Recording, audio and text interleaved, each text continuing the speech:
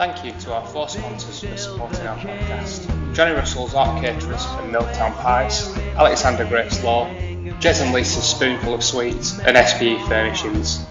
Links to their websites are available in the show notes and on our website. Don't forget to subscribe to get all the latest episodes as soon as they're released.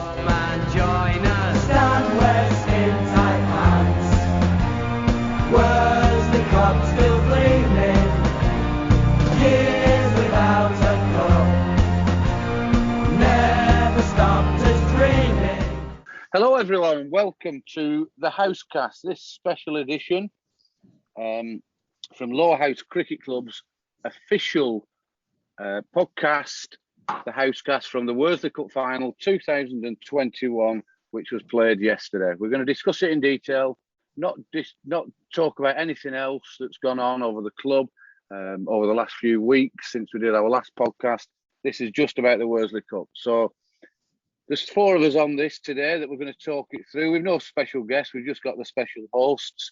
So with us this evening, we've got Joe Beneducci. How you going, Joe? Are you hungover or are you not too bad? I was a bit delicate this morning, but I'm fine now. Fine, all good now. Right, you still buzzing? Yeah, definitely. Great day yesterday. Get into it. But yeah, brilliant day. Yeah, good stuff, good stuff. Then to represent the players, we've got young Joe Martin, who's going to contribute to what that was like on the build-up to it and also playing in the Worsley Cup Final. Hiya, Joe, you okay? I'm very well, thank you, Jess. How are you? Yeah, good, thank you. Yeah, it was very pleasant. We had some good catch-ups last night, didn't we? Me and you. You were absolutely did, and I sat with you for a good proportion of the game before I had to start doing my laps. That's right, you did. You did a few laps, and it was good to catch up with you. How are you today? Are you still up there, or are you? Yeah, it's been great. Yeah, really good. Good stuff. Good stuff. And then we've got our other co-host on from down in the South Coast. We've got Gary Morehouse, who's going to talk through his side of the Worsley Cup Final, following it all on social media and YouTube, etc.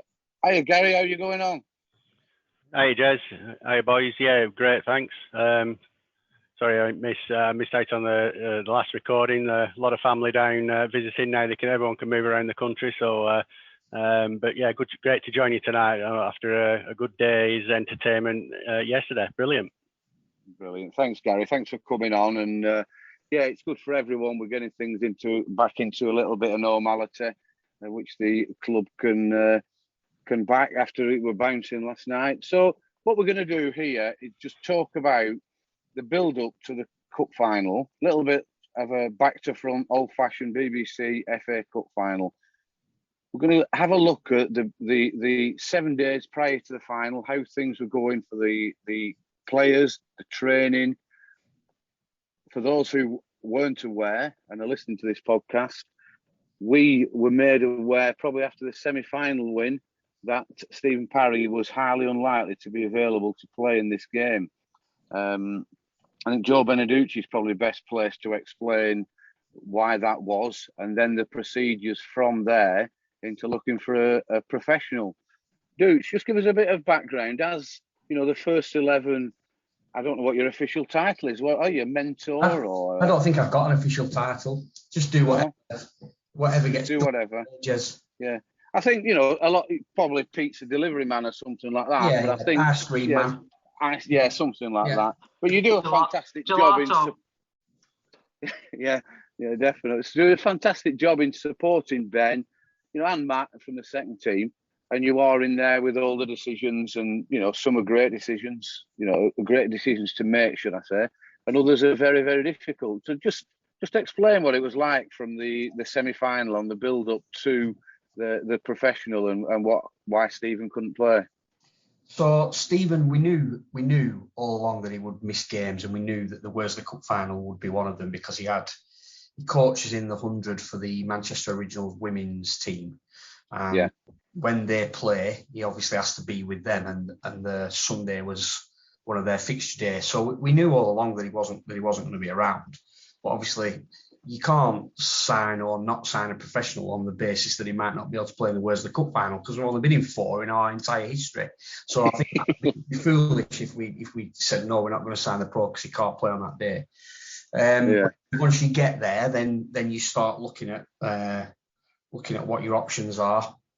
Came across Ruhan through Frankie and Orbis Pinar, who was a pro that we signed in 2019, that never made it. He'd spent some time in Ireland. He recommended this guy. He could only come over on Saturday night because he was playing for his own club on Saturday in Ireland. But from the minute we contacted him, he was mad keen to play. He didn't want to know how much we were offering him. He said he'd do it, and we'll sort the money out later. And he was mad keen straight away. He wasn't fussed about anything. He wanted to know all about our side, all about the opposition, what competition it was, what the ground we were playing on was like. He clearly was, switched on from the minute that we engaged him. Really, it was good to see. Right. And was that all sorted with plenty of days in advance, and you could all chill your boots? So just what happened on the build up then to the game, and how he did finally sign for us? So the conversations with him were only started on the Monday before the final. All right, okay. Because we put feelers out with agents and things like that. They gave us a few options. Aaron Lilly, I think, was one of the first options that came up. But we carried on looking to see what other available players we could get. So I think it was Tuesday morning when we got confirmation that Ruhan could do it, and we could make it work in terms of the timings of the flights and everything like that. Right. So that was Tuesday. We had his league game on Saturday. Obviously, we were looking for a professional for that game. That got much later on in the week. We got Peter Trigo, the former Somerset pro. Yeah. Thursday, we tied that up, and he said on Thursday that not only was he available for the league game on Saturday, but he would also like to do the Sunday as well. Right. So we had a little bit of a wobble, in all honesty. We don't know anything about Pretorius other than a recommendation from Orbis via Frankie. Peter Trigo's obviously a known name. Plus his wife's family live in Padiham. Exactly. Yeah. He's well known to everybody who knows county cricket. So we did have even though we'd confirmed to Ruhan and we paid for his flights, we did have a little wobble in terms of should we stick with Ruhan or should we go with Trigo? So Wednesday night, Thursday, we did have some conversation, a decision to make, and thankfully we decided that we would stick with Ruhan. Yeah, but that's all well and good, Dooch. Thankfully, because of the result and the way he actually played. But you talk, and I'm just throwing this out there, and I'm sure you've had this conversation with, clearly the first team captain, and I'm sure the MD and others. An established county cricketer that's played for donkey's years and knows the game inside out. That could have gone belly up, couldn't it? It could have done, and I don't think we'd have probably been forthcoming with that story if it would have gone belly up. Right. But yeah, it could have been. He could have done, and there's obviously logic there for picking Trigo for a cup final. Yeah. It's the kind of player that would relish a big game. Very aggressive batsman, good bowler. That might have been something that who knows, Jez, it might have worked. We might have signed Trigo. Done just as well, if not better than Ruhan, but it's hard to say if he would have come up with what Ruhan was able to do. Yeah, absolutely. And we could talk, us four could chat it through for ages and come up with various options and opinions about it, and which are all very, very valid. But again, it's down to the decisions of the likes of yourself and Matt Stanley and Ben and maybe some of the other players. Joe Martin, were you aware of this was going on midweek or not? I had no idea. No, it's just Joe. No one picks up shaking your head on a podcast. we got through the vibrations. No, I had no idea, Jez. No, probably for the best. What? Oh, well, I don't need to be involved in those kind of conversations. And those kind of things. No, well, without going out off a big, it was no result on the Saturday. We're not bothered about talking about anything else around the cricket other than the cup final. Trigo, a good lad on the Saturday? Yeah, great. Brilliant. Yeah. Really. Yeah, good. Good. Yeah, really good. I think he had a bit of an experience with sharing a dressing room in the rain with Johnny White and Forky for 2 or 3 hours. Right. Yeah, something he'll remember. Yeah, absolutely. I think when he goes back to his Nottinghamshire changing room, that'll be I'll be telling a few stories. Yeah. Right. So that's a good insight, that Dooch, so that people understand the difficulties that do go on in identifying the sub-professionals. So there was also then, with a bit of an unfortunate, I think is the best way of describing it, problem in that Toxie is carrying a bit of an injury. And am I right in saying, Joe Martin, he's carried it for a couple of weeks? I think he's carried it since the Walsden semi-final, I think. Right, okay. I don't know if I might have got my timings mixed up there, but I can remember him diving for a ball and he stayed down a little bit, and I think he maybe overstretched his right arm and shoulder. He really struggling, couldn't throw or anything like that.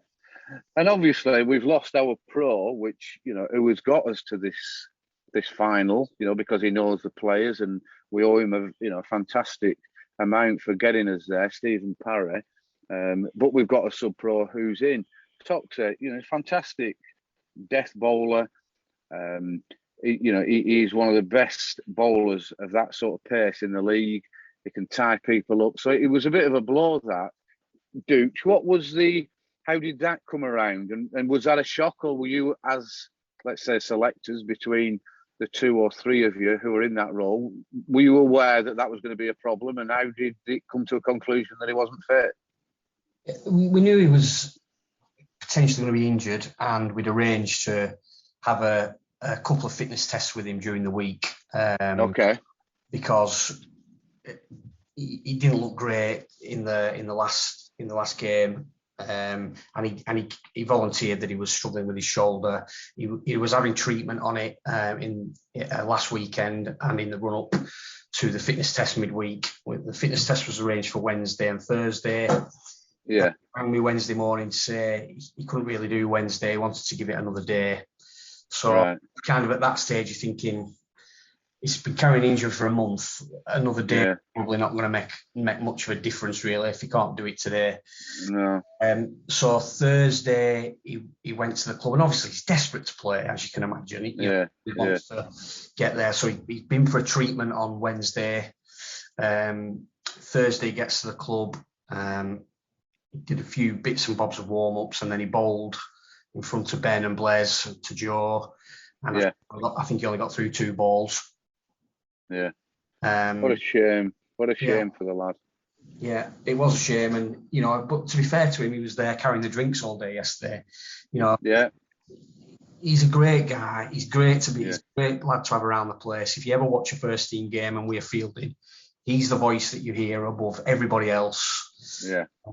He's super positive. And like you say, he's a fantastic bowler. He's done great for us. So I checked a bit last night. I think this is probably going to be it for his season. He might try and play a few games in the seconds as a batsman if he eases up a bit, but I don't think he's interested in bowling now for the 3 weeks. So hopefully he comes back. Just exactly. Exactly. Because he, like you said, and he's batting. He's more than capable of getting some runs for us. And he has done batting down at whether it's 9, 10, or 11. So I mean, that's gutting for the lad. But as you say, he was there. He came back to the club last night. He's a proper through and through Lowerhouse. So unlucky there, Toxie. But hopefully you'll be there for the future ones, and you can win some more medals with us in the future. Would you agree with that, Joe Martin? I mean, you kept to him, you stand up to him all the time. We can't. I don't think we can sing his praises as high as we can. No, absolutely. He's a brilliant bowler, and he's great for the team. Yeah. He's very good to have around the dressing room. As Duke said, he's very positive, and he just wants us to do well.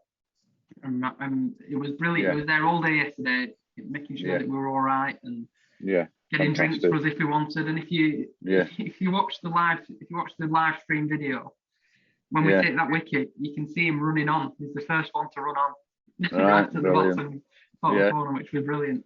Yeah, good lad, good lad. So then, I'm guessing at that stage, Duke, we have a good squad of 15 or 16 players. Quite a few are really young lads who were managing, to get good performance in the second and just coming in the first every now and again. Was there any difficult decisions to be made, or did the first 11 pick itself then? Yeah, there were probably 12 in the frame, Jez, including Tom, in all honesty. Yeah. So if Toxie would have been fit, he would have played, because obviously bowling options in a cup final, so that would have meant one of the 11 that played would have missed. That's the way it works. That's the way it goes, isn't it, sometimes? Of course it does. And the added complication, and I know a lot of the Lowerhouse fans understand the rules, but in a cup game, you've got to have 5 bowlers, and at least 5 bowlers. You can only bowl 10. Ben's had his couple of injury problems this year. I think Blaise and Charlie's days of bowling half a dozen overs or so are quite in the past. So it was a big call to go in with just 5 recognised bowlers. But I guess we can go into that how that panned out as we talk about the game. So Joe Martin, on the build up to it, you're looking at the Thursday. Did you train Thursday as a squad? Yeah, we trained Thursday as a squad. How did that go? It was good. It was fine. We all did what we wanted to do. Wasn't massively structured. We're all quite old now, so we sort of know what we need to do for our own games. Hawkey drove back from Hull to train, and then drove back to Hull in the evening. All right, good lad. So we had a ball, so that was good. So it was good. It was good. It was nice, and we took a few catches. It was really relaxed, and good. It was good. Good. So the build up to the actual game, you play the Saturday, that's washed out. The Sunday, did you meet before travelling to Clitheroe? Tell us what happened on the build up for the players, please, Joe. So I think the pro came Saturday night, stayed with Francois. Then we all met on Sunday morning at JJ's diner for breakfast. Hang on a minute. The pro came Saturday night and stopped with Francois?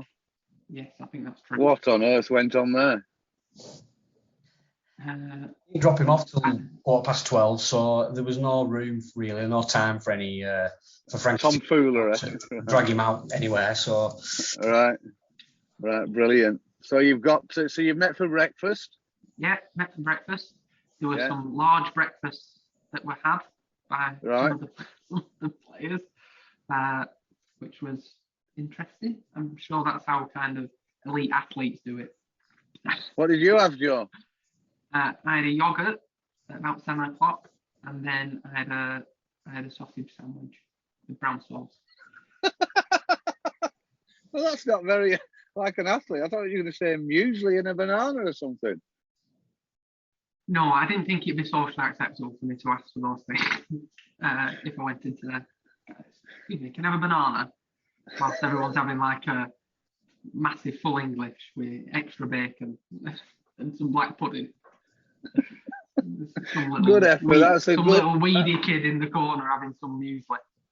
That's fantastic. I love that for the pre-game meal. So you've had, and then have you gone up in cars or anything, or has there anything been organised for you? So then we went to the club for a little bit. There's some fans there. We didn't do a great deal, I don't think. Some players went over in a minibus. Yeah. I drove over. Toxie drove over with some bags. I drove over with. Why didn't you bus with the rest of the players? Because, and there is actually a reason for this, there wasn't enough room to take all the bags in the minibus. So you could either put the bags in the minibus and I'd have driven over, or we could have left our bags here and I could have gone in the minibus. So I just took the decision to drive over, which I'll be honest with you, didn't take me a long time to decide because it means that I can dictate when I leave places. Which That's brilliant. Earlier than everyone. I don't know, Gary, very quickly, and I don't want to interrupt this episode. We've had a similar story at Lowerhouse. We were going on a jolly, didn't we, somewhere? And someone had to drive and take all the bags. Can anyone remember it? That wouldn't have been the Mr. Ian Sheridan by any chance. It was, yeah. Driving to Newcastle when Stan dressed up as a minibus driver, and there was no space on the coach, so everyone put the bags in Chez's car, and he drove on his own, and no one would go in with him. That was brilliant. So just like your uncle there, young Joe. I was lucky. So, I had a companion in Finchley. That was fine. Right, no, that's good. So you got there nice and early. Warm ups, how's that? Is things getting a bit nervous now, and the adrenaline starting to go? I think people were nervous, but right. I think we've also the large proportion. I think eight of that team have played in at least 3 Worsley Cup finals before. So. All right. Yeah, I never thought of that. Yeah, because there would be some experience there. Yeah. Yeah. So, I mean, from a kind of personal point of view, the first final, and Jez and I talked about it at the time, I get very nervous and I have some very vivid dreams about stuff that could go wrong and whatever. But this time I was fine. You didn't dream? I didn't dream. Right. So, yeah. Right. So that was all right. That's a good sign. So the ground looked great, at this point. I'd like to, when me and Joe got there and a few others, the ground looked fantastic. It was really set up great with the marquees. Everything was organised. Lowerhouse fans had their own area, which was a massive, the biggest grassed area at the back. It was like being in the old long side. So was there many people there when you got there, Joe? The buses had just arrived when I had started to put the warming up gear up. Right. So it started to fill out a little bit then. So yeah, it was good. You could see them great build excited and ready. Yeah. I mean, it was good to actually warm up in front of them. Actually, it was. Yeah, that was funny. Yeah. Support. Yeah, kicking ball into the fans. Yeah, it was hilarious. So we've lost the toss and we are asked to bat. Yeah, we'd have battered if we'd have won the toss. Yeah, I thought so. Really? Yeah. Right. And it said it's not a bad toss to lose, but right. If we'd have won the toss, we'd have battered. Right, that's really interesting. And then was that any reason for that? Because if there was, he didn't tell me.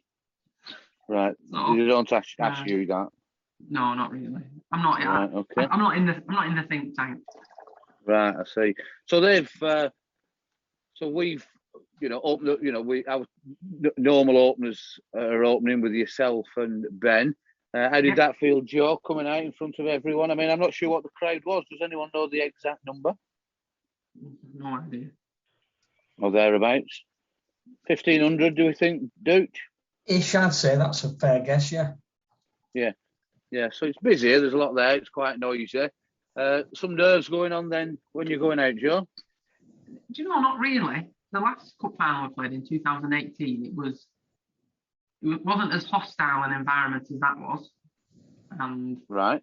So, and I think actually when you go out to bat, you're actually in control of of most things. Whereas when you're watching, you do get nervous. Whereas when you're batting, you're just trying to score runs, aren't you, more than anything? So yeah. So it was fine, and I think we got off to a pretty good start as well. So that was always a benefit.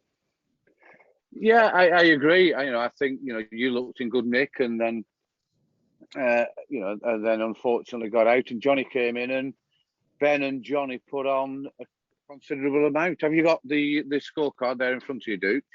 I have, yeah. They came together at 25 for 1, and they put 123 on. Right. So that is, I'm sure, everyone was thinking, right, this is good. Where do we need to be? We've got a very strong batting lineup. How's this going to pan out? Where should we accelerate? Who should go? Who should stop? And bat around. You're watching this, Gary, at this stage, are you? Are you watching this on YouTube? Can you just describe that to us? Yeah, I think, firstly, I think what was noticeably different on because I watched the T20 when we were over there. Yeah. And I think, was it a bit of the league game, or maybe it was not a Lowerhouse game, maybe it was another game. And the cameras, I think they had a couple of extra cameras. Right. And so they showed some sort of long shots and side views, and there was some like quite decent close-up angles as well. So that like made it for interesting viewing than before. Because if it's going to be 7 hours and it's just one sort of camera shot, then best will in the world, the Worsley Cup Final, it might get a bit monotonous. But actually, that made it quite interesting. So fair play to them there. I think that bit of it, in terms of the pictures and stuff, you got to see more at ground, and if there were shots played and everything else, you got an appreciation of where it field was set. So fair play to them on that. But yeah, pitched in about then, and like I say, I'd sort of clocked off during one at rain breaks, and then wasn't too sure when that were going to come back on, so did something else. But then that looked to be a good partnership building there, and I thought, well in control here, and going good, and literally blinked and looked back at the screen and saw Ben and Johnny at the same end, sort of like gesticulating with each other. Yeah. And and unfortunately, the 10-second rewind on YouTube doesn't work on that live stream, so I couldn't just sort of like go back.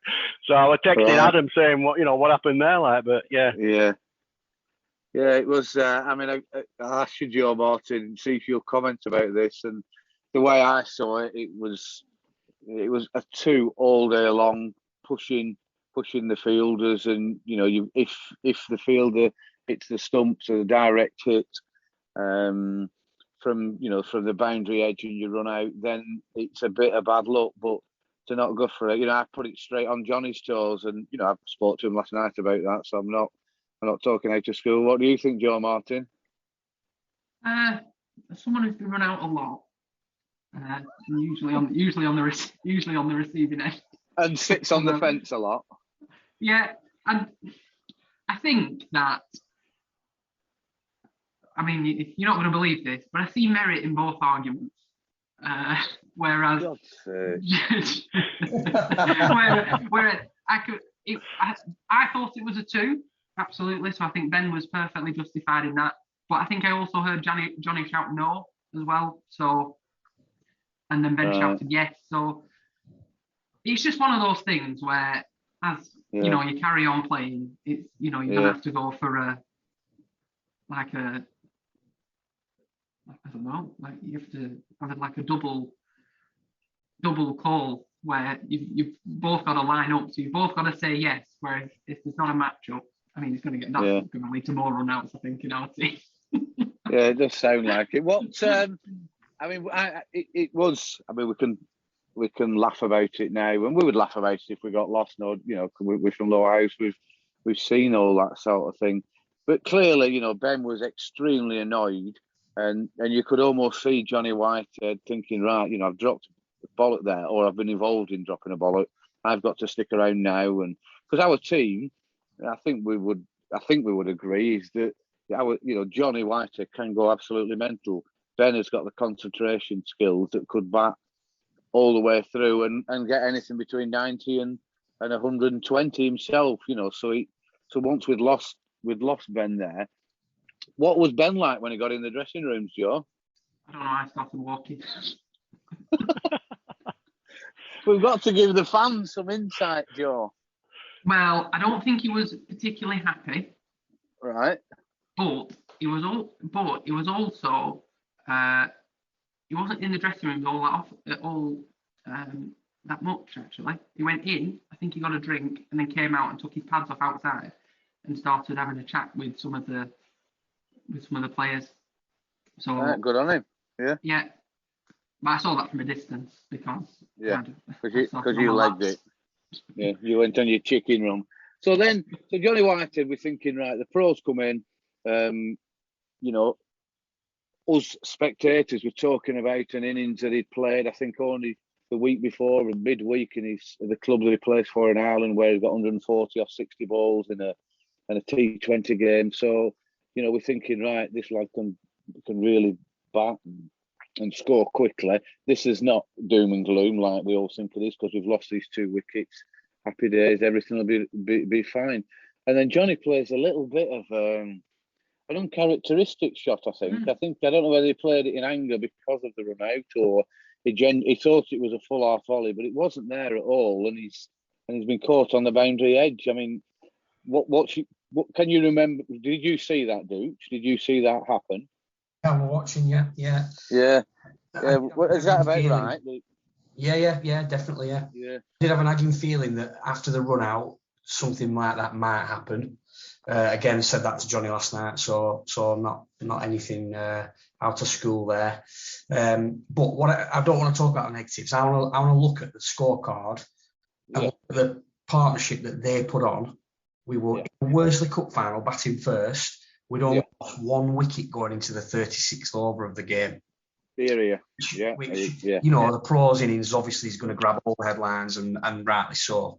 But I think that partnership has ultimately won us the final, because that, you know, we've all played in games where you're 3 and 4 down at halfway. You do not have the same opportunity to accelerate in the same way. The fact that we were 1 wicket down in the 36th over, I think, a decent lick. We weren't going slowly by any means. But I think that's ultimately what's decided the final. Yeah, it's a great point, that, dude. You know, people don't realise losing wickets causes mayhem. Doesn't matter whether you're batting first or batting second. So you're right. We've lost the toss. They've put us in. You know, there's rain breaks everywhere as well. I think we came off at least twice, if not 3 times, when they were in. So, you know, you're right. They've put 123 on, and with 30 odd overs. So there's still plenty to bat. But then what happened after that, I found was really quite extraordinary, and not in a, you know, blame way. Not in it just happened, and you know, it's just something you can, you know what I'm like about planning. We should plan. You couldn't plan for that. What was that like in the dressing room, Joe Martin, when Francois and Paddy are both out first balls? Well, so I was sat down when Francois was out. Right. And then I immediately started to get very nervous.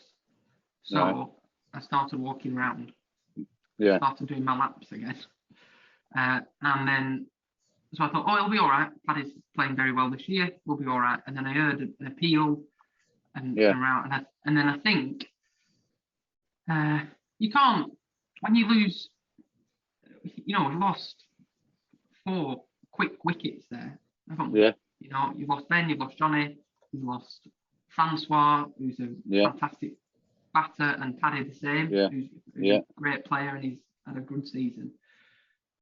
But at the same time, you can never count us out, because you've got Charlie and Blaise and Dean and Finch were batting 11. He's had, you know, 3 Lancashire League hundreds, I think, or something like that, maybe more. So you can't ever count us out. And Charlie coming in actually was a good thing, because it calmed everything down. You know, he saw off, you know, the next few overs, and then that sort of led to Blaise coming in. I think one sort of big psychological point was getting to 200, because at the start of the game we said we'd have been happy with 180. Really? So that's what you thought, right, the way the wicket was going to play, and the way. That's what we thought was about par, actually, on the wicket. It was a greenish wicket.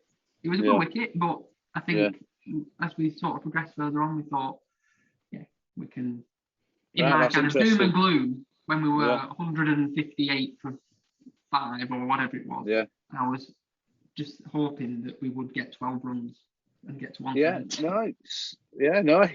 It's a good point. And you mentioned that about losing the 4 wickets, and you've got a pro that no one knows, really, who's playing in a league that he doesn't know. He doesn't know the opposition, doesn't know the umpires, which I think adds up to a lot more credit, you know, for him as we continue to talk this through.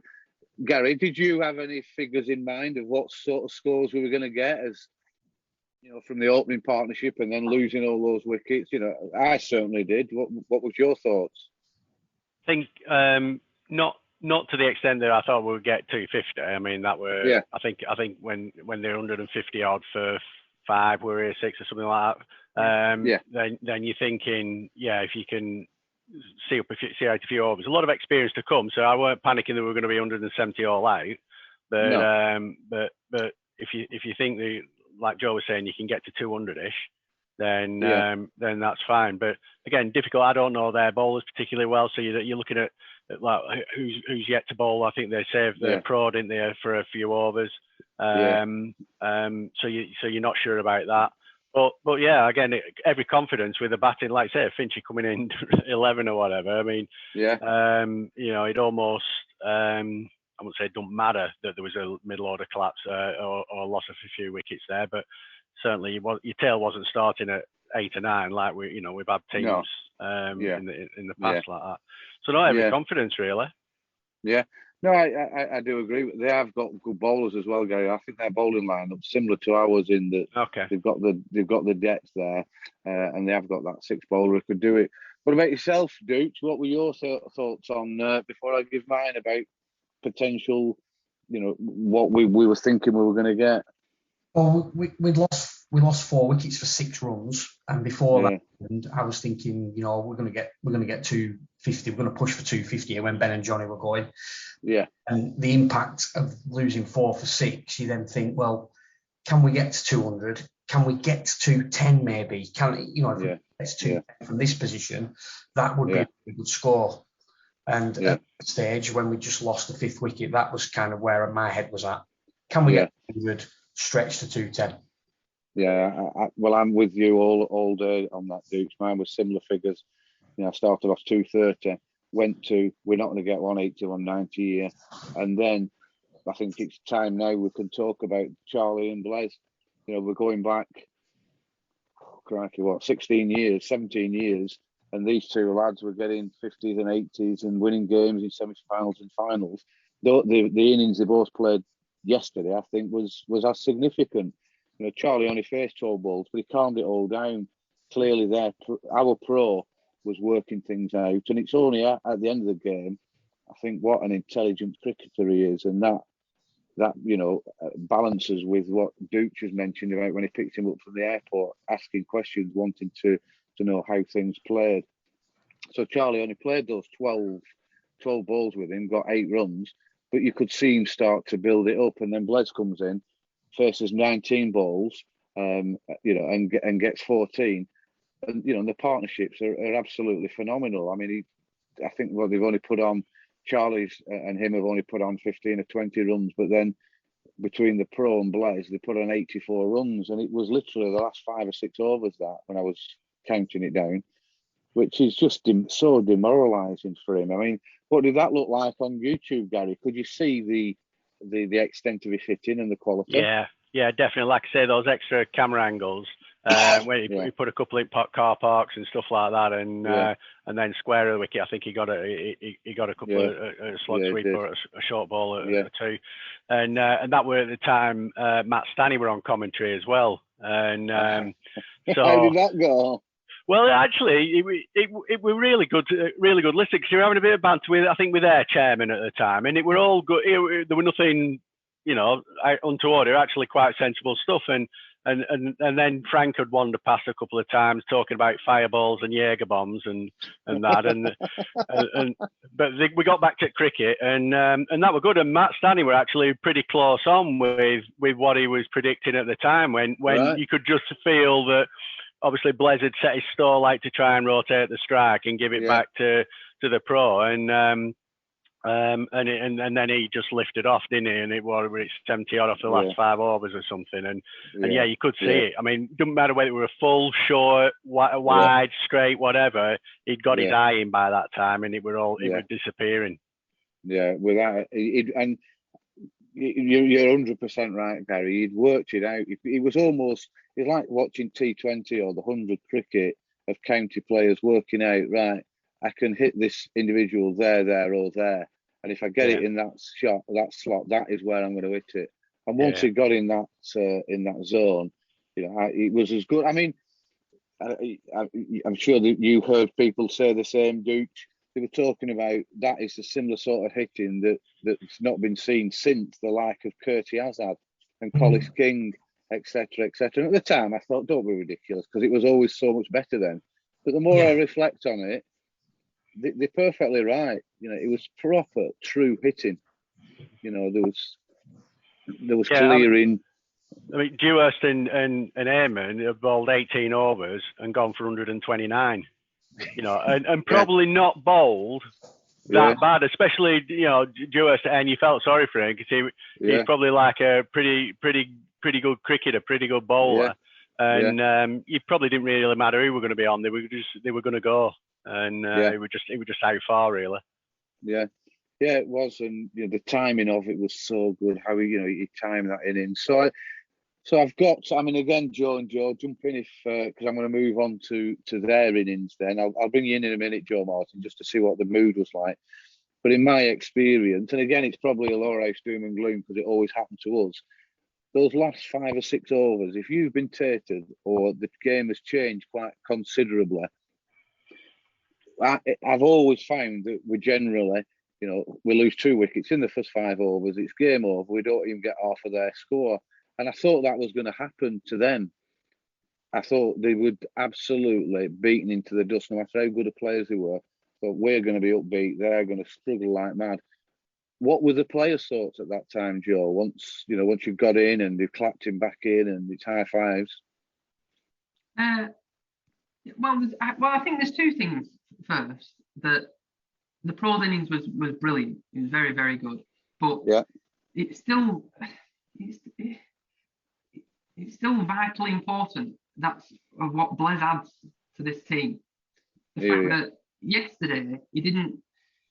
The Blaise of the last few years has been where he's been trying to, hit it over the ropes and hit boundaries and that sort of thing. But yesterday it was, it was rotating the strike and it was absolutely brilliant. And he's been very frustrated this year. He really has with his cricket. I think so. With how he's batted, but he's changed how he's trained for the past few weeks, which I think has made a difference. And yesterday just kind of proved that he's still got so much to give to the team, I think. Yeah. But there we go. It was, I would, I agree with you. Can't praise Blaise enough.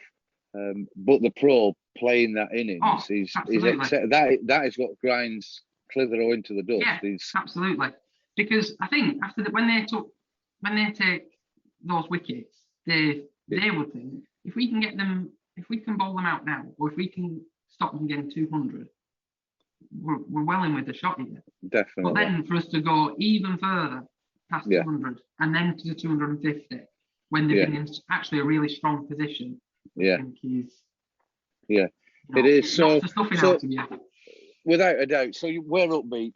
I'm guessing we're up there ready for it. Did you get the impression they felt a bit downtrodden? I'm only asking that question, Joe, because I thought they handled the first 10 overs very, very well. Yeah, I don't think so. They go really, Tom Lord is a really clean striker with the ball.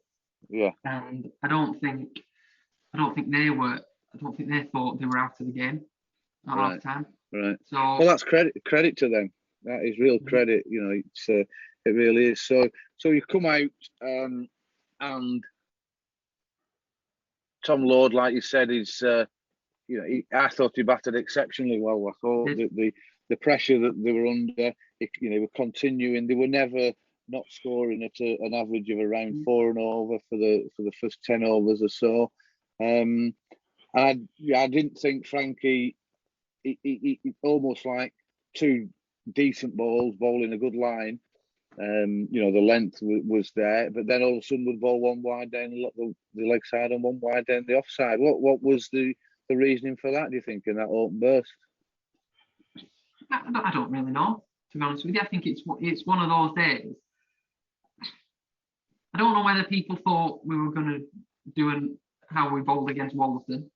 Yeah. To be honest with you, I think is once in a long time kind of spell bowling.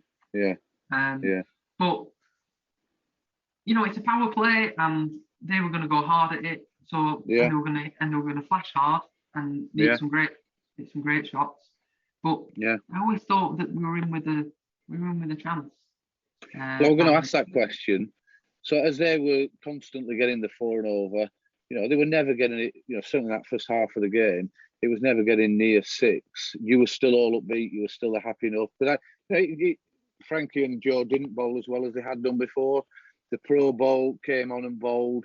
You know, again, we can talk about how he bowled, but I just thought we're not stopping the runs here or getting the wickets that we possibly need to completely stuff them out of the game.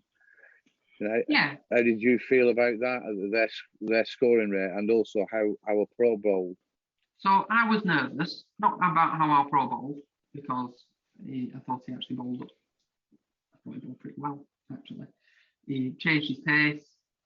Again, the way that they were batting, they were going to get some through the infield, and they were going to hit some boundaries. Yeah. But you know, we got Ali Ross out, transfer LBW, and it was a good delivery. And then, you know, after that, you know, they were batting really well. I thought they weren't up with the rate, but they were never too far behind it. But I think at some point they were going to have to try and push on a little more. Yeah, in the middle of the innings, I'll come on to that because I agree with you. Then that's when I think we were taking a little bit of control. What were your thoughts at that time, Duke? You know, I'm not normally someone who's thinking doom and gloom. Were you quite positive in that first third of their innings? Surprisingly so, because I'm a bit of a half empty man. But I just always felt that we would take wickets, and we had a very strong bowling lineup. Even though we didn't have Toxie, we had 5 very, very good bowlers.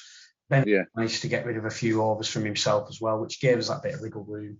And I felt Tom Lord, whilst he was obviously batting very well and striking a clean ball, he is a bit of a 30-40 merchant. He usually go on and get 80. Yeah. Although I did once drop him in a league game when he was about 14, and he went on to get 80 that day. But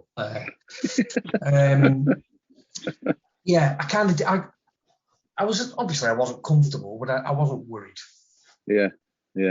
How was it coming across on the on YouTube, Gary? And were the commentators partaking in a glass or two? Was the commentary getting more entertaining?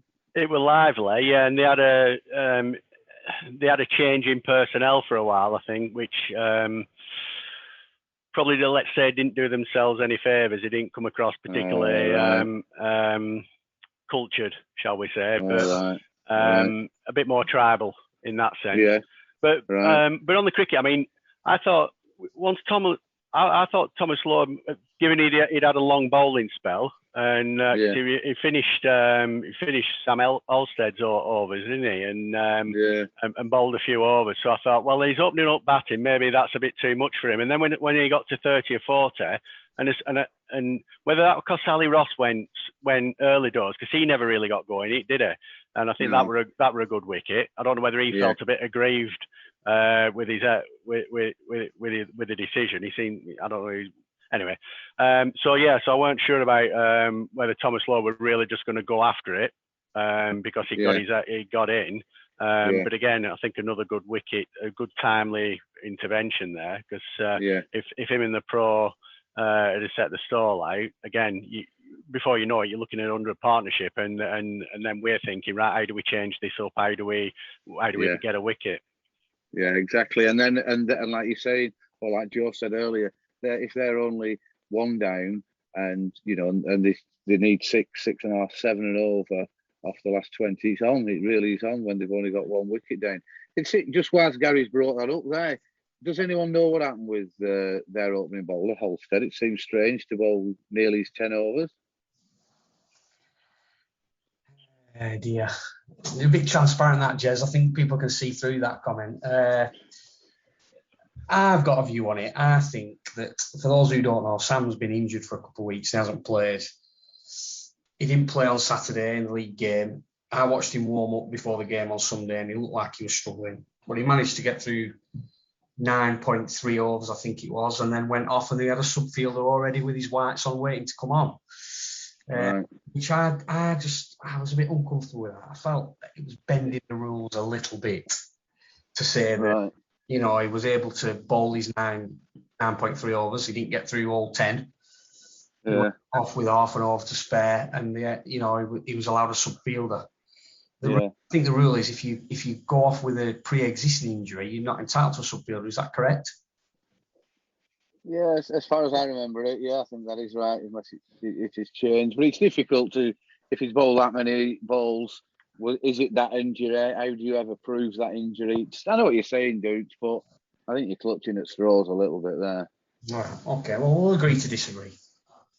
Yeah. I think it's one of those, isn't it? If he was fit and he's played and with the right intentions and the right ethics and morals, etc., then and then something else has happened or whatever, then you say, okay, tough luck. But if you've gone in injured and everyone's going to know that, and you're not going to hide it, what does that say to like second team lads who might have been thinking they'd have had a sniff of a game or whatever? Sometimes you're playing a dangerous game there. I know there's a lot at stake, but you're playing a pretty dangerous game with what message that sends out. It is. I mean, the other point there is, I'm assuming the subfielder, who's all got his whites on, etc., is coming on. He's going to be a relatively youngish lad, a younger lad than Holstead, and possibly a little bit better. But I believe, he dropped a catch into their subfielder. Is that right, Joe? No. Yeah, so that was their Johnny on about 37. Yeah, they dropped Johnny. I wonder if I think that was true. There were some comments towards the end about some people being on the pitch with 12 fingers. I wonder if he'd have had 12 fingers, he might have caught Johnny there, mightn't he? Sorry. So anyway, so we've got through the first, their pros come in. Am I right in thinking, Joe Martin, Finchy's got their pro, the first ball that Finchy bowls? Mm-hmm. Yeah. Absolute stoners, he appeared to be. Yeah. Out. They were really out. I don't actually know what he tried to do. No. It swung in a little bit, and it almost seemed like he tried to paddle sweep it or like ramp it a little bit, but he moved so far across. Yeah. It was really straight. Yeah. But it was proper out. Yeah, and he certainly wasn't whinging about it. I quickly had a look at that on YouTube. I don't know if you were watching live then, Gary. It was a straight, looked like it was 2 minds to which shot to play, and then didn't really play any. Well, they just didn't feel like there were any need. No. If it comes off and you're making a statement and everything else, then fair enough. But like I say, at that stage with a lot of the game to go, just didn't feel like there were any need. No, it was. It also highlights, Jez, how valuable Finch is. Yeah, without a doubt. He gets good players out, gets pros out. He's done it, a few times this year already. Yeah. And he's very consistent in Finchy. You don't get. I know he had that 4 wide, but you don't. You know what you're getting off him. He knows where he's putting it. He knows what fields to set, and Finchy's never going to be one that's going to go for 80 or something off a ridiculous spell of bowling. So then you've got the batter duo. That's Jack, isn't it? Yeah, that come in. He's a great player, really good player, and but then you get him, you catch him behind off your brother. Just talk us through that, because I don't know if he how big a nick that was. It was quite a big nick, actually. I think it's I guess it's worth discussing. I haven't kept all too well this year, and I've tried to do a few different new things. I've gone back to having some one-to-ones at 27. I've changed. Yesterday, I wore my 2018 Worsley Cup Final Wolves for the first time since then. I had them refaced. And it was just ones that have been, they've sort of bounced out all year, or, well, I haven't actually had a chance to think about it, but yesterday it was quite a fit nick. It was a pretty good ball from Paddy, and it just stuck, and it was good. It was very good. It's a big, massive wicket jack, because he's a proper player. I agree. And he's someone that would work around, getting for and over himself, and then can accelerate from it. And it's got, I don't know if it's on the YouTube video, and if we can get a copy of it, but you two actually hugged, didn't you? You and your brother. I think we did, yes. I think it was out of surprise that I caught it. Yeah, it was funny because I was watching. You both got hold of each other, and you put each other down like, I shouldn't be doing that. We don't like each other. Yeah, well, it's I did enjoy that. Paddy, we can't. I know we've skipped past Tom Lord's dismissal, but Paddy's direct hit of Tom Lord was no, good point, dude. Let's talk through that. Go on, Joe Martin. You're the closest to anyone. Just tell us. Just describe how that went. So it was hit towards just in front of point, I would say. Tom sets off. Pro shouts no, but Tom is quite far down the track. So Paddy turns and hits direct hit. I think if he answered, I think he would have been out even if it wasn't a direct hit. But I think that gives us a bit of momentum actually, because at the start of the game, when we were fielding, Ben gave us two objectives, which were no more than 10 extras. Yeah. And we're going to get one run out today. Yeah. And I think we achieved both of those actually. Yeah. That's good. But when things like that happen, it builds everybody up, and it makes them, it gets them on the game. It's not like an LBW, or I'm not saying that's a bad thing, but it shows that everybody's on the toes and stuff, on the toes. Yeah. And the crowd love it. The crowd, a really good run out like that, it really gets the crowd going. And I think it's probably worth mentioning now, the odd occasion that, when they were bowling quite well and Heyman's on a hat trick and the banter that was going on, there were some Clitheroe fans that did make a little bit of noise. And as soon as that type of thing happens, you've got your 300-400 Lowerhouse fans who are all in that long side bit there, and they're going mental, and it will affect the players. It will lift you. Absolutely. And the support we had yesterday was incredible. It was really it was brilliant.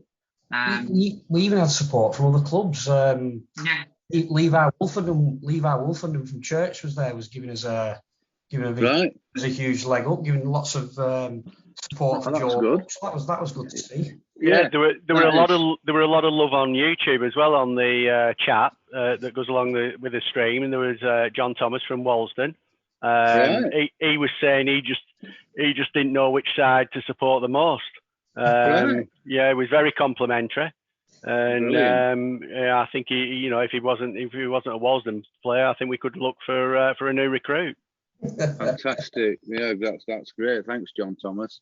How did what was it like, the comments on the YouTube bit, Gary? I saw them flying up, but I didn't read any of them. It was quite good. There were a lot of people. I think at one point it peaked at about 300 or 400 watching. Now I don't know, all those were sort of reported, whether it's just still people on the ground as well, just having a snack. But there were a few noticeable watchers from overseas. Shane Higgins in in Minneapolis. He was.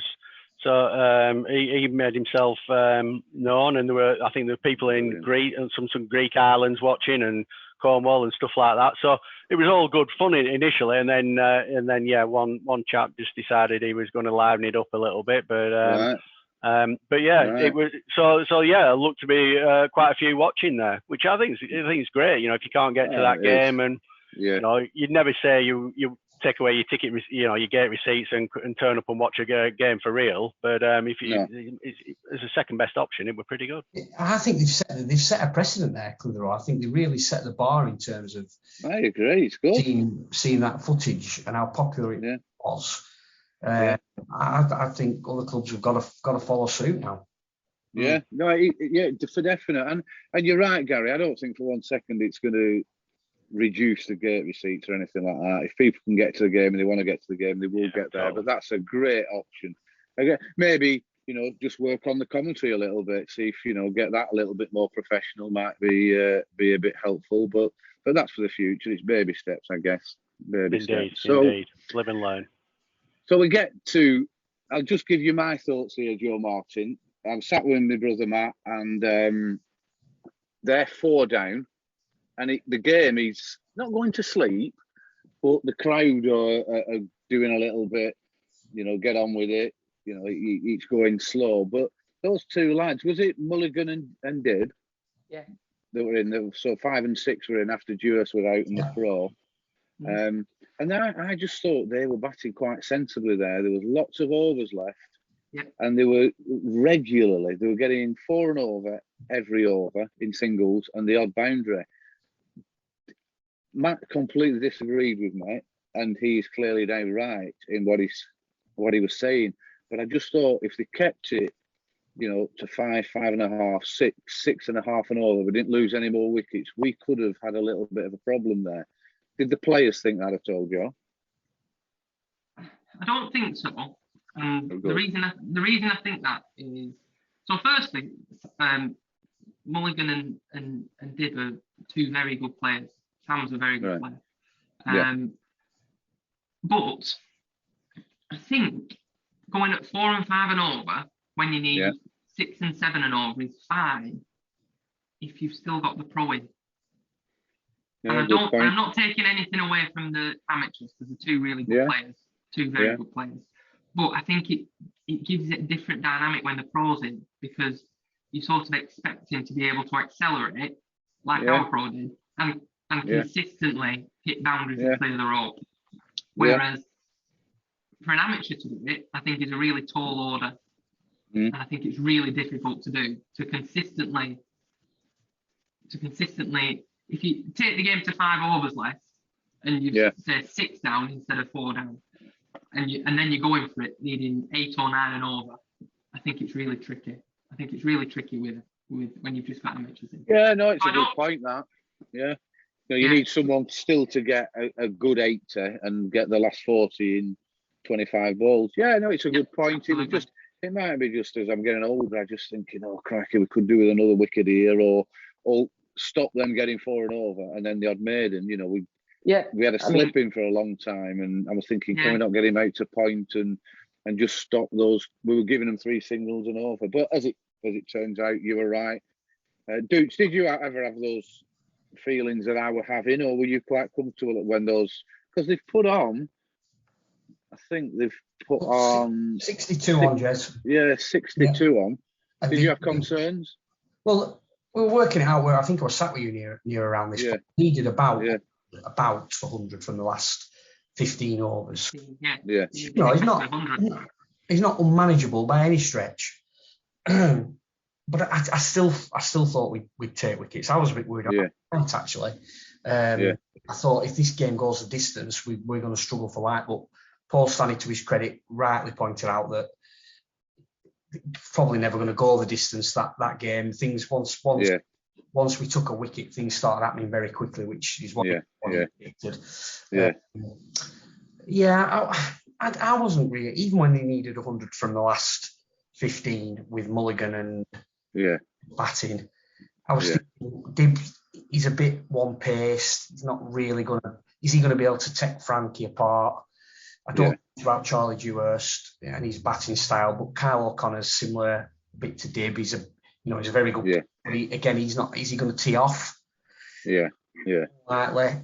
Stuart Lemon, I know quite a bit about, having played against him for a long time, but I don't think he's been in great form recently. So I fancied us really. As far as the finals go yesterday, from when we lost those 4 wickets for 6 runs, yesterday was quite a stress-free day for me. Yeah, no, I agree. And then once we'd got that breakthrough to get them 5 down, you know, they've put up an effort. They faced 18 balls, 13 balls, but it was all downhill then. And like you said, Joe, that game wouldn't have finished till probably 8:45, 9 o'clock if we'd have gone the overs, and it might have been difficult then. So having to come back and play. So it was so good that we bowled them out, and bowled them out we did. I think what I felt there, Jez, during that period where you were saying, maybe although there weren't a lot happening and they were toddling on at 4 and 5, I think Ben actually managed, set the bowling up just really well there for the back end of the innings, just in case one of them got lucky and got a few clean hits in. He still had the pro, he still had Frankie. And even though Joey had gone for a few, but he still had options at the back end and some quite strong bowling. So I concur with everybody in the sense that you weren't really panicking at that stage. You thought we had it in control. I think Ben did a real good job of just putting some contingencies, a bit of insurance at the back end there, just in case somebody got a bit lucky. Yeah, no, very good point. Yeah, it is a great point. And when you look, he bowled those 4 overs. I wasn't sure what he was doing early on there, but that gave him that license to, and then just bowl Paddy and Finchy as he did. I know he brought Paddy back and he came back and bowled even better. But you've got those two, Paddy going for 33 off his 10 and Finchy for 38 off his 10. Yeah, you're right. It leaves you with plenty of options at the end. I mean, those two bowling in tandem, Jez, really squeezed them actually. And I know I was saying that, they were going at 4 and 5 and over, and they were probably happy with that. In fact, I know they were. I spoke to the captain afterwards. But it properly squeezed them because they weren't hitting boundaries. I think Paddy got hit for 1 boundary, and that was his last. That was the last ball of his last over. He got hit for a boundary.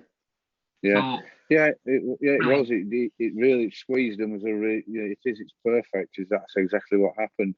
And then we started getting the wickets, and it started getting a bit frantic. The fans are almost on the pitch, and it is getting darker, and it's getting all a bit a bit heated. But then I didn't have a Scooby-Doo that Francois got after it to finish it off. Did anyone else? No idea. So you didn't as players? No idea. Well, I'll tell you what the $1 million question is then. Did Francois? No. So he didn't know he got an after it? No. Oh, God help me. I don't think he knows now. But how well did he come back and bowl? Absolutely brilliant. Yeah. Compared with, because he'd been difficult early on, he'd bowled fantastically well there.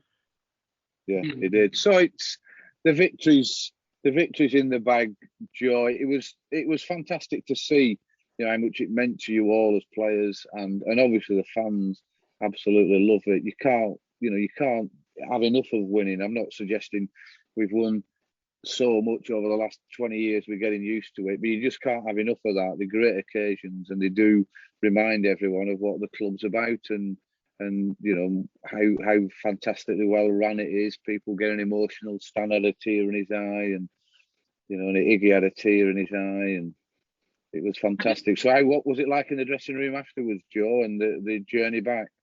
Well, it was it was a really amazing. We weren't really in the dressing room, to be honest with you. We were all outside and speaking to all the people. And actually, I think with everything that everybody's been through with COVID and all the lockdowns, the fact, it might sound a bit soppy, I guess, but the fact that you could actually kind of hug people and stand next to them and share something that was brilliant. Yeah. So it makes you realise how much you enjoy playing cricket and that sort of thing. So I think it was brilliant. It was really, really good. So they all went back on the bus. Yeah. I tidied the dressing rooms. Good lad.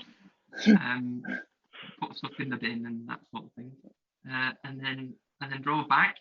And then I would say the best part of winning any, obviously the game and everything's great, but the best part of winning any cup is when you park up and you walk back up the drive up to the clubhouse, and all the Lowerhouse fans are there, and they start singing and chanting, and it's genuinely amazing because the noise that they create is brilliant. And the walk up, and as you walk in, it's really hard to explain what it feels like, but you're a bit proud, that these people are really happy, and you've sort of given them a good winter, I guess. Yeah, let me just try and describe it to the listeners what was going on there. All the fans had got back to the club on the 2 double-decker coaches that had taken the fans over. So you've got to say probably about 120 fans, 150 fans have travelled over together, taken a beer or two, and then come back. And the vast majority have come into the club, and they've arrived before the players. So they're already happy and singing, and the bar staff have done a fantastic job. Gary, it was fantastic to see. I should have got a picture of this. They'd half filled probably 80-pint glasses of beer and lager. So as soon as everyone came in, people weren't waiting. So you imagine that in our day, we'd have been arguing whose turn it was to go behind bar. Yeah, and who's and everyone's falling. And we definitely wouldn't have had 80 glasses to half fill, I'll tell you that for nothing. That's right. No, we'd have run out of beer and glasses. And so as each player came in, I think, Finchy's played a lot, he's seen a lot, he's been there. He was the first one in, and I'm just sat in the corner of this, and he came in, he was like a little schoolboy. He came in all in his whites with his cap on. Really? And he's like, yeah, and his sliders, and they all just bust out singing. And he looked and was a bit like, do I take my cap off? Do I wave? What do I do here? It was one of those moments that were a bit surreal. So it's good that the players enjoy that, Joe, and that the fans certainly did. Greeting you like that. It was great. I thought it was great for Finchy. The point about Finchy was great, that when that happened, when he walked through, he was the first one back. He had his 2 kids with him. Yeah, that's right. And obviously Leanne as well. But Archie's now old enough to know what all that's about, and he's obviously cricket mad. And he's got on, and he's been there watching, and he's bowling all day while games going on. And he walks through, and his dad gets that reception at Lowerhouse. He'll probably remember that just as much as Finchy will. Yeah, of course he will. Yeah, they're memories that you take forever. And then I saw after it had all happened, just a bit of an aside, Shelley Heap teaching Finchy's daughter how to, is it called twerking, when you twerk your bottom? I don't know, Jez, what is that? Can you give us a demonstration of it? I know the list. I can't really. I can't kind of video service that dude. Finchy were going mad. Don't do that. Stop doing that, will you? Stop doing it. So then when you as the rest of the team came in, Joe, it really meant that much to you, did it? You got a bit emotional then before when we were. Well, I think it's.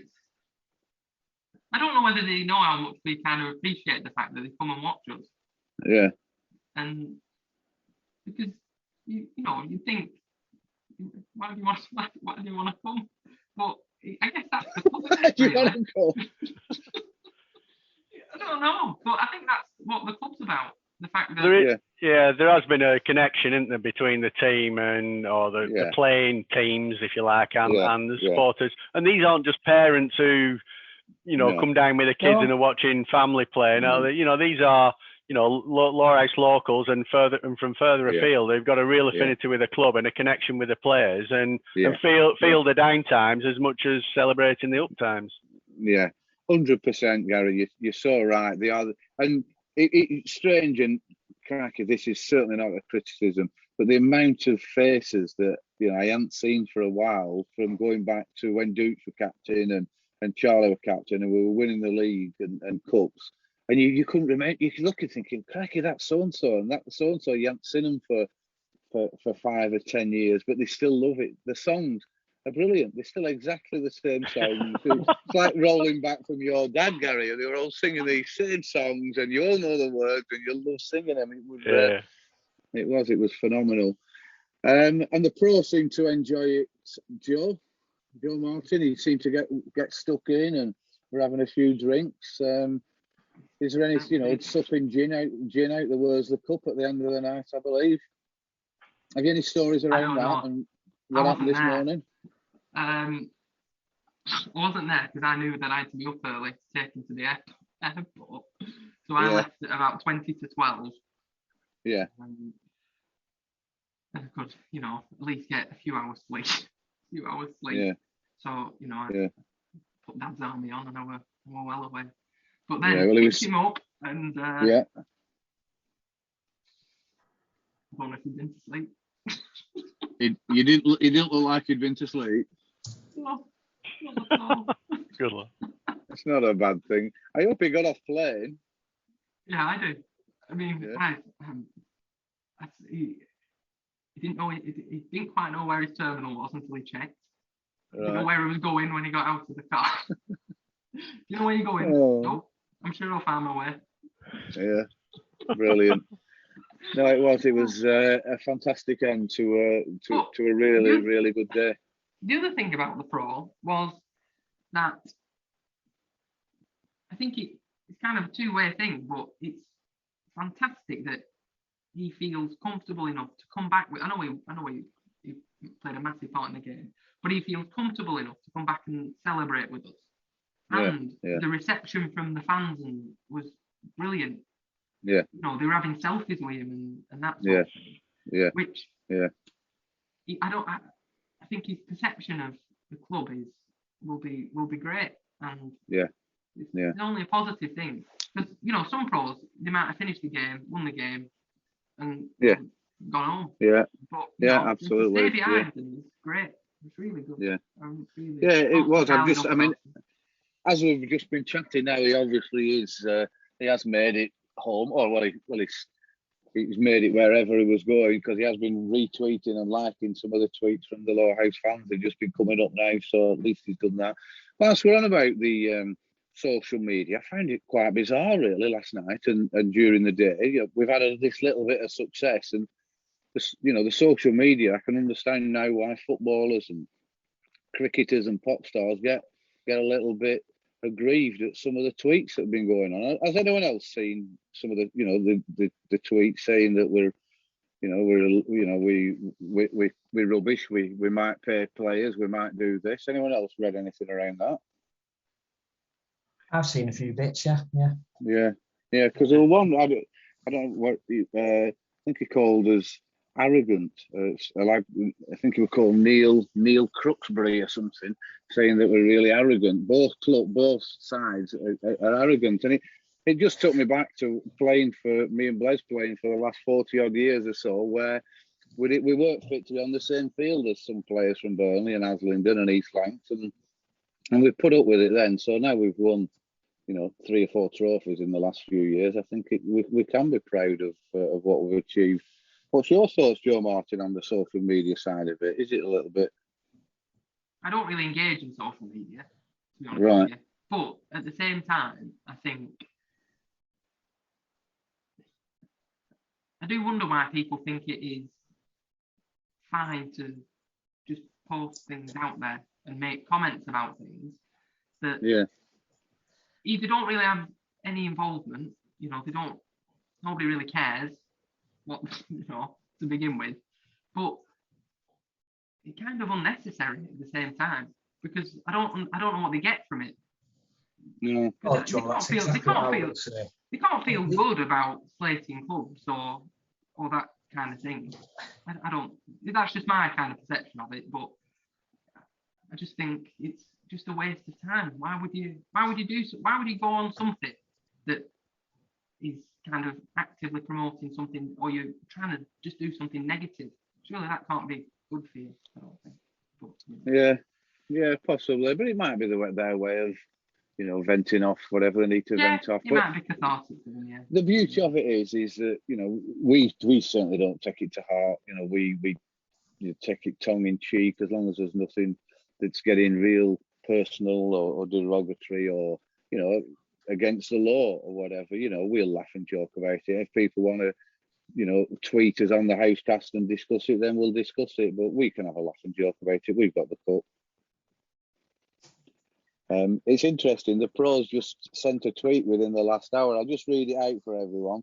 A big thank you to @Lowerhouse CC for having me for the day. Really was one amazing day with so much love for the game. Brilliant to be part of. Amazing support. All I can say is follow the blue and yellow boys, a champion club. What a lovely fella. Superb. Yeah. Brilliant.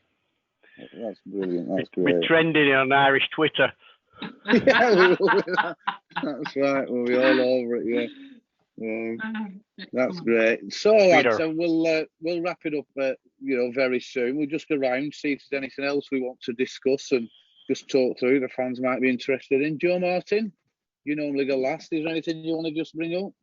Nothing from me, I don't think. No. Have you got the radiator on? Have you got the radiator on in that room? No. You've took your gloves off. I've got 5 jumpers on because I've been coaching and it was freezing. Right. So I'm a bit hot now after an hour and a half. All right. Joe, thanks very much for giving us the insight of the way it is for the players. The fans really enjoy it to hear it. There's nothing controversial there. Like I said, we're not trying to be smart or anything, but the players do like to know what goes on in the dressing rooms and the build-up. So thanks very much for that. And to you, Duke, is there anything you want to add before we finish up?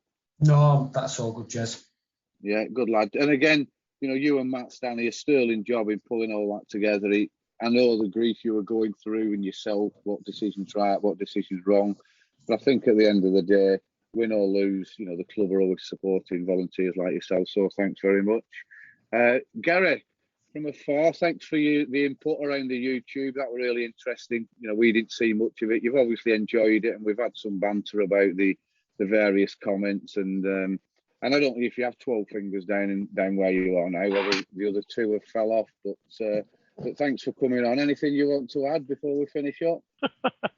No, Jez, it was brilliant. It was a great day yesterday, and as much as I could be involved from this sort of distance, it was brilliant. Yeah, congratulations, Joe. Thoroughly well earned.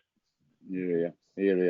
Thanks very much for that, Gary. So, everyone, I hope you enjoy that. We've got a few other episodes that we're planning now. We've had a trip away after we won the award from Lancs Cricket, so we want to talk about that. We've got some guests being lined up for towards the end of the season and into winter. We hope to carry this on for as long as you all enjoy listening to it. The feedback's fantastic. In fact, we had some conversations yesterday, Joe Martin, about trying to get some females on that we're desperately trying to get on, but they're not forthcoming. There's only 2 yesterday who wanted to come on. Any comment on that or not? One of them would be acceptable. One of them would be acceptable. Right. Well, your sister, no, I agree. Well, we'll see. We'll see as it goes. No, we won't. We'll see. So anyway, thanks very much everyone for listening. Don't forget, subscribe to the Housecast and like it and spread the word. And thanks for listening. And goodbye.